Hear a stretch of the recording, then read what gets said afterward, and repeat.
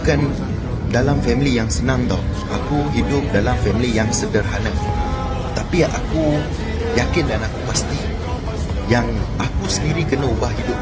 Aku kena ubah hidup aku. Aku kena buat sesuatu. So, bermula daripada siapa? Bermula daripada sini. Okay. So, bila aku nak ubah hidup ni bukan senang tau. Sebab apa? Sebab bila aku ada circle kawan-kawan aku. Aku duduk kat tengah tu. Bila aku nak ubah hidup je, kawan-kawan aku semua dia akan tarik aku ke belakang. Dia akan tarik aku ke belakang. So, apa yang aku buat? Aku keluar daripada tu. Sebabnya apa aku keluar? Sebab kawan-kawan aku tak ada kereta yang aku nak. Diorang tak ada duit yang aku nak. Diorang tak ada rumah yang aku nak. Diorang tak ada wanita-wanita yang aku nak. Diorang tak ada benda tu. So, aku terpaksa keluar daripada tu. Salah kitanya apa? Bila kita stay lama-lama dalam circle kita tu.